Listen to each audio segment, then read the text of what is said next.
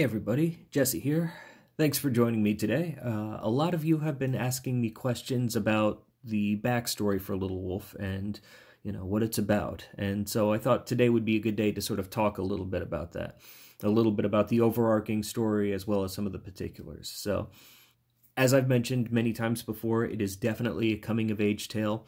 One of the themes that, actually pretty much the big theme that I wanted to tackle with Little Wolf was the question, what does it mean to be a grown-up, to be an adult? And, that's, whenever I'm approaching a story, that's one of the big questions that I'm putting in my head as to, how to compose these stories. And so in the first chapter of Little Wolf, I actually begin with just Little Wolf cutting his hair, with him giving himself the mohawk haircut. And it's funny because when I was first designing Little Wolf, I just drew a boy with a mohawk, and I was just like, that's the story right there, isn't it? It's a boy with a man's haircut. It's a boy who wants to prove himself a man. And that, that grabbed my attention immediately because, as I've mentioned many times before, if you want to get down to the meaty fun of Little Wolf, it's a boy in the woods hunting monsters. And I feel like all of these themes resonate with each other. They gel with one another. So anyways, Little Wolf wants to prove himself a man, and he tries to do that, and in doing so, he only makes things worse for him, and that actually gets him banished from his tribe. So now he's on his own, he's in a harsh, cruel world full of monsters, that sort of stuff. He's gone from bad to worse. He's gone to a place where trying to prove himself, where he has to prove himself. Luckily for him, he's not completely alone. His clan totem, the great gray wolf, Silverthorn, appears to him and promises to help guide and protect him until the day comes when he can stand on his own.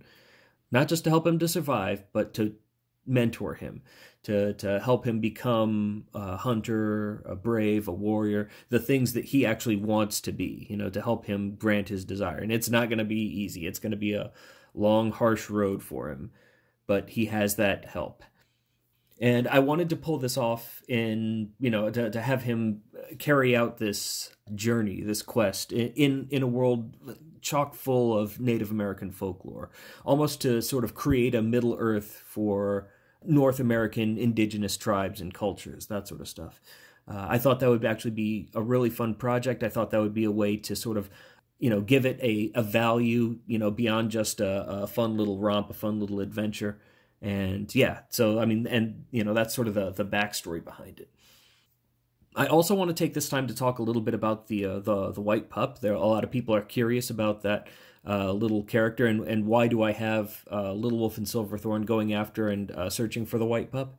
I don't want to spoil too much. Yeah, I don't want to spoil too much. But if you read the graphic novel of Chapter 1, link in the description, then you'll be able to get a much deeper meaning into that. But let's go ahead and talk about white-furred animals in native folklore.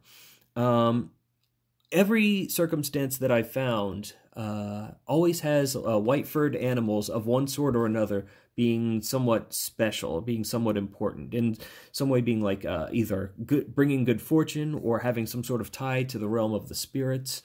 And I think for anyone who's familiar with some of this sort of stuff, it's somewhat common. There's in Lakota culture, there's the white buffalo or the white bison. And, whenever it shows up, it's sort of a good omen. It's a symbol of peace and prosperity, that good tidings are around the corner. In Chickasaw lore, in one of the founding tales, it was a white dog that led the Chickasaw people to what would eventually become their homeland. In Iroquois folklore, they would actually, not even in folklore, in actual practice, they would actually sacrifice a white dog during the midwinter festival. And in other, I forget in which culture this one was, but in another circumstance, there was a man who fancied a girl and he wanted to marry her. But in order to prove himself, he had to find a white deer and hunt it down, kill it, and use its skin as in the creation of her wedding dress. So no matter what the circumstance, the white furred animals always have significance, something special about them. Oftentimes, again, like I said, sort of combining them, tying them to the realm of the spirits. And so it, without giving too much away, the white pup plays a role in Little Wolf's story as well. And like I said, definitely check out chapter 1.1 if you want to start to piece those things together. But that's all I got for now. Thanks for listening. Thanks for watching, and I'll be back with more updates on the world of Little Wolf and the progress that I'm making. Thanks a bunch.